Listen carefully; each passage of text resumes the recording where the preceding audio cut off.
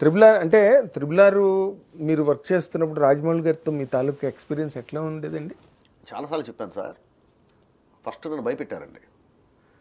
అమ్మో రాజమౌళి గారు పిండేస్తారు, ఆయన విపరీతంగా హింసించేస్తాడు మనిషిని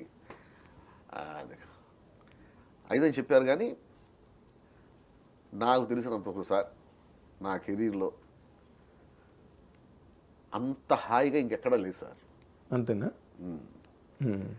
రాజమౌళి గారి దగ్గర పనిచేస్తున్నంతసేపు ఎంత హాయిగా ఎంత సునాయాసంగా పనిచేస్తామంటే కారణం ఏంటంటేనండి, ఆయనకి పూర్తి క్లారిటీ ఉంది.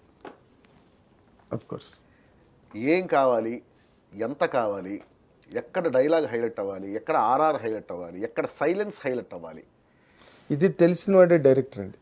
ఎక్కడ సైలెన్స్ హైలైట్ అవ్వాలి, ఎక్కడ విజువల్ హైలైట్ అవ్వాలి, క్లియర్ కట్గా తెలిసినటువంటి 100కి 100% దర్శకుడు ఆయన.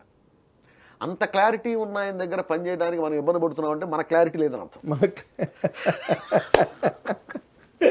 అంతే కదా. నాకు కూడా అసలు ఏంటి సార్ మీరు నమ్మరు, తేలిగ్గా ఉందంటే ఆయన దగ్గర పనిచేయడం అనేది. ఎందుకంటే ఆయన మ్యాక్సిమం ఆయన మనకి 100% ఉందంటే అందులో ఇప్పుడు మనం చేయాల్సిన రీసెర్చ్ కానివ్వండి, లేకపోతే మనం ఆలోచించాల్సినటువంటి వ్యవహారాలు కానివ్వండి, ఇవన్నీ మ్యాక్సిమం ఆయన చేసేసి ఉంటాడు. ఎగ్జాక్ట్లీ. ఆయన చేసేసి మనకి డైలాగ్ రాసే పని మాత్రమే ఇస్తాడు. అవునండి. అందులో కూడా ఎక్కడ ఎన్ని లైన్లు ఉండాలో కూడా ఆయనకి సార్ ఇక్కడ మనకి ఇన్ని అక్కర్లేదు సార్, 2-3 లైన్లు ఏంటి సరిపోతుంది. ఇక్కడ కొంచెం ఇక్కడ డైలాగ్ మంచి డైలాగ్ పడాలి సార్, ఈ సీన్లో ఈ డైలాగ్ హైలైట్ అవ్వాలి, ఈ ప్లేస్లో ఇక్కడ మీరు ఓకే నాకు ఇన్ఫర్మేషన్ పాస్ చేయండి చాలు, ఇట్లా ఉంటుంది ఆయనది.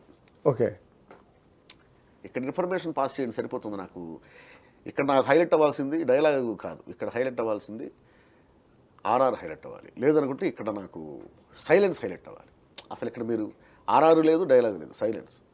ఇక్కడ డైలాగే హైలైట్ అవ్వాలి, ఇక్కడ అద్భుతమైన డైలాగ్ పడాలి, మీరు ఏం చేస్తారో లేదు. ఇంత క్లారిటీగా ఇంత అద్భుతమైనటువంటి క్లారిటీ ఉంటుంది ఆయన దగ్గర.